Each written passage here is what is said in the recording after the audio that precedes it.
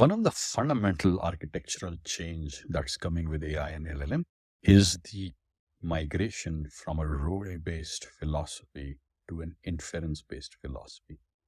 It took me a while to realize how profound of a change it is. And if you're dealing with technology, if you're building solutions, particularly if you're thinking about automating business processes, especially in context of Salesforce, you definitely want to hear this.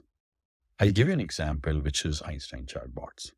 We are doing a lot of work in that space, and that's where this really dawned upon me. But it is equally applicable whether you do CPQ, whether you do e-commerce, whether you do sales cloud, service cloud, health, education, non-profit, whatever you do, whatever business you are in. If you're using Salesforce, you're doing automation around it. It's really interesting to understand this. So pretty much through most of history, we have built rule-based engines, which means if this happens, do that, right? It's a very if then else, mostly with fairly rigid regulations.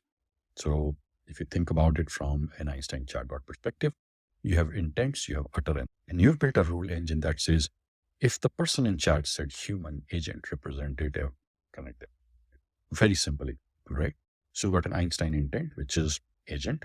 You've got utterances, which is various ways a human may say them. And then you have an action, which is redirected to an agent, right?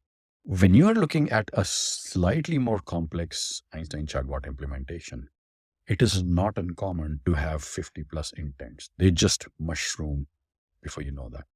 And the challenge with that is you can get into a point where intents start to conflict each other, and it's not clear that with what kind of utterance, what intent should get invoked. And it's not a product problem. It's just the challenge of trying to solve the problem with the rule-based engines. When you look at some of these areas like email to case, like Einstein chatbots and conversational history, people can express the same thing in very different ways, which makes it terribly hard to apply rule-based engines. Rules inference is assuming that the diversity in response is going to be limited. And it's not. We all talk about things different. This is one of the areas where LLMs are really good. The whole point of an LLM is inference, right? It is trying to prediction of what's the next word you would type, what's the next letter you would type, right? It's trying to infer what did you mean when you said something. And the only difference is this inference engine or LLM or AI model is based on billions of tokens and is based on billions of token or training data, huge repository of them. So they have a much wider vocabulary where you don't really have to write out every possible utterance. So that conversion from what somebody may have said to which of these 15 things they meant, that problem gets solved a heck of a lot better with AI models. There are still challenges. You have to ground them so that they're not hallucinating. You have to do a bit of trial and error, or you're using Google Vertex.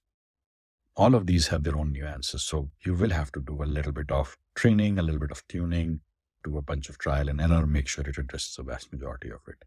But the point I'm trying to make, and I hope you're able to appreciate that nuance, is that this leap of technology, this opportunity to switch from a rule-based engine to an inference-based model, which is trained on a significantly larger amount of data than what each of us could have possibly done by ourselves. And by using these models, you now have the opportunity to address the complexity of unstructured data that's coming to you in email for email to case or email to lead, unstructured data that is coming to you through chatbots and live chat and technologies like that, and unstructured data that may come to you through meeting notes and other things. And now this simple conversion, it's almost an analog watch to a digital watch, right? This simple conversion opens up a whole new facet of possibilities that you can look at. I'm curious to hear if this resonates with you or if I missed something. Thank you so much.